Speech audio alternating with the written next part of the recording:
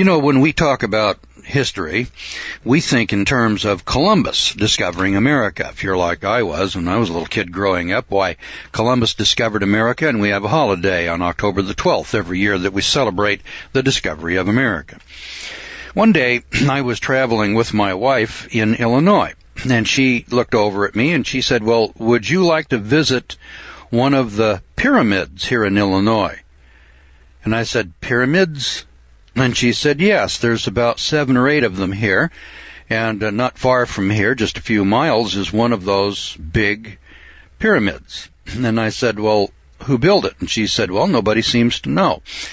And I said, well, how big is it? And she said, well, it's several hundred feet high, and it covers several acres. It's as big as the Great Pyramid of Egypt.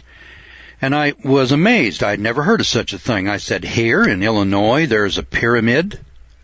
And she said, yes, not just 1, but 7 or 8. And I said, yeah, I got to see this. And so we drove off the main highway, and we drove a little while, and pretty soon here out in the middle of the flat lands of Illinois, rising on the horizon was this big hill. We drove over to the big hill. It was covered by brush and trees, and we went into the park. It's a state park.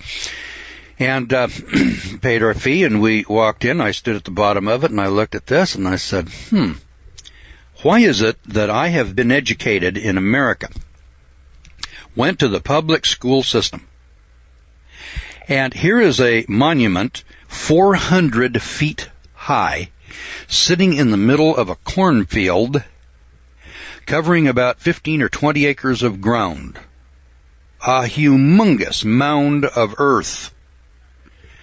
And I never heard about it. And I'm 42 years old. Never heard about it. Well, it's not the only thing that I haven't heard about. It's not the only thing that you probably hadn't heard about. But have you ever heard about Egyptian hieroglyphics here in America? Have you heard about any monuments, writings, or coins found here in America that predate Columbus? How about Irish Ogham writing, Phoenician coins, Roman pottery, Noah's burial mounds found in West Virginia, Georgia, Michigan, Arkansas, Illinois, Iowa, New Mexico, Oklahoma, and Colorado, just to name a few places where these sites and these discoveries have been found. And then ask yourself, what did you hear when you went to school, when you went to college? Maybe you're an archaeologist or an anthropologist. Did you ever hear about America BC? Well, we've heard about the Indians, and we ascribe these monuments and these strange phenomena to these Indians who deny them. And when you ask the Indians of Illinois, did you or your people or any history in the past build these pyramids out here? And they'll tell you, nope, we didn't build them. Do you know who did? And they'll say, nope, we don't know who did. We don't know who built them. We didn't, but there they are. And they are totally ignored in the literature. I mean ignored, like they never existed. It's not the first time I've ever seen this kind of hiding the truth. We see it in politics, we see it in economics, we see it in medicine. And the truth is, we find it in science also. For instance, in March of 1493, the Catholic Church was presented with an unforeseen problem. Christopher Columbus had just landed in Lisbon after an 8-month voyage that was to have taken him to the Indies, but instead of going to the Indies, it had led him to discover a new world. And the difficulty now confronting the prelates of the Catholic Church was that he had returned with passengers, American Indians, who had all of the appearance of being human beings. But how could their existence be accounted for? The biblical account of creation described 3 continents, each occupied by the seed of 3 sons, the 3 sons of Noah who survived the flood, Shem, Ham, and Japheth. Columbus seems already to have been aware of the impending theological problem, because in a letter dated February 15th, 1493, written at the Canary Islands, he assured King Ferdinand that the people that he found were no monsters, but on the contrary were very well formed. Neither were they Negroes, And when he put ashore in Lisbon on March 6th, his journal records, many people came to see the Indians, and it was a great marvel. As the second and third and later voyages produced ever-mounting evidence of large numbers of man-like creatures inhabiting the Americas, a cold wind of skepticism began to blow through the monasteries to ruffle the equanimity of those who so boldly preached the absolute truth of Genesis. And for a time, Rome disregarded the matter, as Pope Alexander VI was otherwise engaged, save only when he found time to draw a line of demarcation between the Spanish and the Portuguese portions of the New World. But in 1512, a new pope summoned the Fifth Lateran Council and issued an official declaration certifying that American Indians are true descendants of Adam and Eve, and hence they are human beings. The failure of the Bible to account for them and to account for their continent was made good by the inference that American Indians are the descendants of Babylonians expelled from the Old World on account of sins of their ancestors. Now, backed by this new authority, it was now safe for speculative churchmen to ponder the route from the Garden of Eden to America.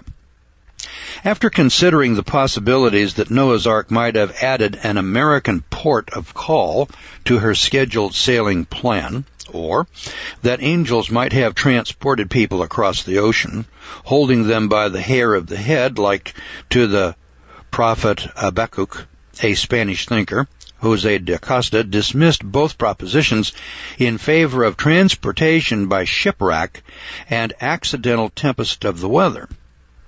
Now, the inquiry was now taken up by others, and by the 17th century, both Protestant and Catholic churchmen were agreed that Asia must have been the original homeland of the American Indian forefathers, because only the rude Tartars, above all nations on earth, resemble the inhabitants of America in respect of their gross ignorance of letters and of the arts, their idolatry, and above all, their incivility. Alas, for Pocahontas, there was no Fenimore Cooper on hand to defend the Six Nations, no Deerslayer yet to win hearts or minds for the dwellers in the wilderness. One dissident, Cotton Mather in Boston, in the course of a long series of extraordinary letters to the Royal Society of London, drew attention to the existence in Connecticut of a tribe of Indians which practiced circumcision, thereby showing he thought that the American Indians should be considered as the lost tribes of Israel. Voltaire, on the other hand, considered that the American Indians had arisen de novo in America by whatever mechanism had similarly caused human beings to appear upon the face of the earth in the other continents.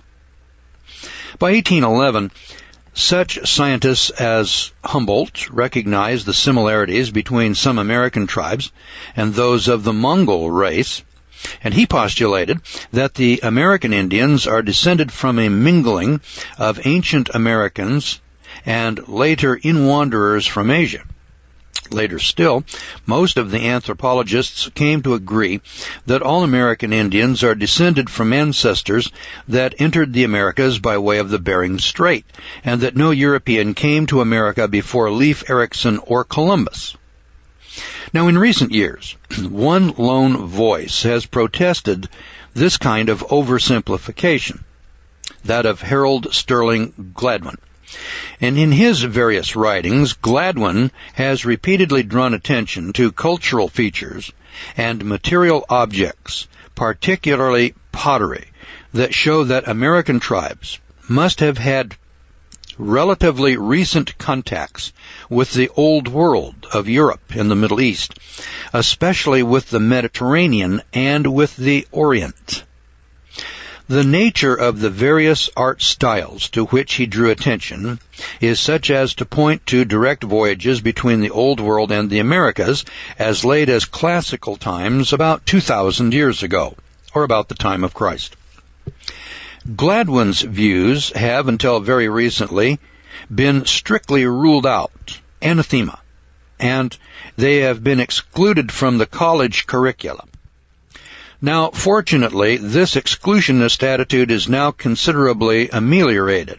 His writings, once forbidden reading in colleges and universities in America, have now been and have become prescribed texts at places such as Harvard. Now, for generations, the archaeological world has been beset by the notion that only the navigational techniques introduced in Europe in the 15th century made it possible for Europeans to cross the Atlantic, although some grudging acquiescence is conceded to those who point to the evidence of the sagas, showing that the Viking crossings by way of Greenland, which occurred before Columbus, have been well documented. So at the time when Gladwin issued Men Out of Asia in 1947, he too felt compelled to bring the Mediterranean influence to the Americas by way of an Asian and or Indonesian land-hopping route. The vectors being supposedly the ships of the fleet of Menarchus, left stranded in Asia after the death of Alexander the Great. Well, in recent years, new discoveries in the Pacific caves have begun to lend much support to this facet of Gladwin's theories, but at the same time, the newer evidence also shows very clearly that the Atlantic was by no means the Great Barrier that earlier thinkers had supposed. So what, it is reasonable to ask then, is this newer evidence? Well, in fact, it is not new in and of and by itself, because it has lain intact for more than 2,000 years. All that is new is our ability to read the inscriptions concerned, because indeed they are written, and in some sense documents, carefully engraved on the bedrock of America, on temple lintels, and on the gravestones of kings and chiefs. And they speak to us of a long-forgotten age of exploration and of colonization, which is the subject of this book. When American archaeologists first began to send me inscriptions for decipherment and translation, I was astonished to learn that such documents existed here in America. All of my earlier work had been on ancient tablets and cave inscriptions of the Old World, records of the Sea Peoples of the Bronze Age and early Iron Age some 3,000 to 4,000 years ago. But what I now began to receive from unimpeachable sources here in North America were essentially the same types of documents, engraved in stone, and they were either excavated from some archaeological site, or they were recorded from cliff faces or photographed on massive rocks discovered by the early colonists. And I'd never seen such materials mentioned or illustrated in any books on archaeology of the Americas, and indeed I was totally oblivious to their existence. How is it, I asked my friend and colleague Professor George Carter of Texas, that you are sending me all of these materials? Has no one studied them before? Well, his answer was, for 75 years I have been knocking on the study doors of professors of Greek and Latin. And each time I have been told that the objects that I had in my hand look like writing, but that it is not Greek, and that it is not Latin, nor is it any script known to my consultants. So I emerged no wiser than before. Now, the very manner in which George Carter and I were brought together is in itself instructive, because it illustrates both the difficulties now besetting communication between men working in different disciplines and the strengths of those more liberal institutions of learning that encourage their faculty to cross the lines that divide the disciplines. Carter was trained as an archaeologist at the University of California at Berkeley, but he has chosen to devote much of his life to the study of the geographical distribution of man and his domesticated plants and animals. Through his research at Johns Hopkins and then later at Texas A&M, his work became well known to biologists at Harvard, especially to botanists working on the evolution and distribution of plants cultivated by man around the world. Now, I, for my part, though a marine biologist, have spent much of my life studying the ancient voyages of people who left inscriptions on remote islands, which, of course, could only have been approached by sea. As a marine biologist, I felt obliged to examine this evidence because it would have a bearing on how the dispersal of man, plants, and animals might be influenced by ocean currents and winds.